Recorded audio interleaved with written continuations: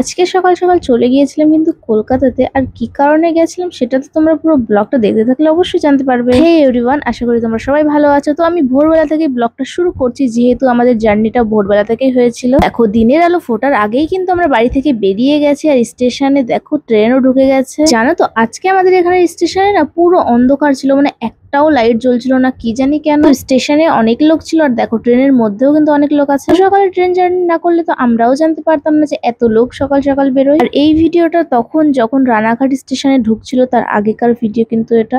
তো দেখো আস্তে আস্তে মনে হচ্ছে সকাল হচ্ছে। আর জানো তো ভেবেছিলাম যে আজকের দিনটা অনেক ভালো কাটবে। তো তুমি নিজে থেকে যাই চাও না কেন, কপালে যা থাকবে সেটাই তো হবে। ঘুম থেকে উঠেই দেখি আমার প্রোফাইলে মানে একটা ইস্যু দিয়ে দিয়েছে, আর আমার এত কষ্ট হচ্ছিল, মানে কি বলবো। ভাবলাম এত দুঃখ পেয়ে কি হবে, যখন খারাপ হয়েই গেছে এর থেকে ভালো একটু হাসি খুশিই থাকি। তার কারণে বাইরের সুন্দর দৃশ্য দেখতে দেখতে কিন্তু আমরা প্রায় পৌঁছেই গেছি কলকাতা। আর এইদিকে দেখো আমার অবস্থা, যেহেতু সকাল সকাল বেরিয়েছিলাম তাই আমি সিম্পলি রেডি হয়েছি। আর যাবো এমন একটা জায়গা, সেখানে সিম্পল ভাবেই যেতে হবে। আর আজকে আমার ভিডিও করারও কোনো ইচ্ছে ছিল না, শুধুমাত্র মা বলেছিল ভিডিওটা কর, তুই যখন করি সেটা কেন করবি না, তার কারণে ভিডিও করা। তোমরা একটু প্লিজ আমাকে সাপোর্ট করো। দেখো তোমাদের সাথে কথা বলতে বলতে কিন্তু আমরা শিয়ালদা স্টেশনে চলেও এসেছি।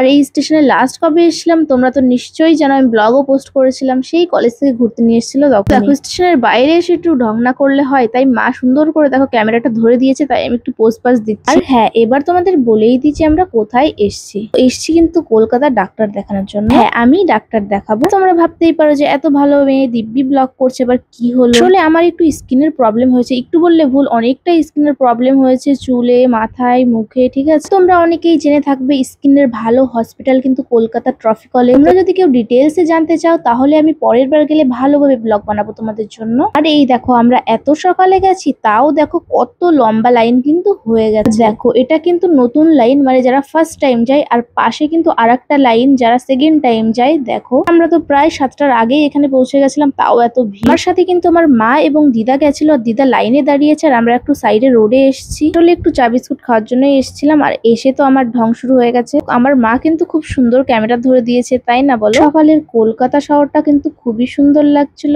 একেবারে চুপচাপ, গাড়ি ঘোড়া যেহেতু কম চলছিল। দেখো এখন কিন্তু লাইনে দাঁড়িয়েছে, আর একটু একটু কিন্তু বৃষ্টি পড়ছে।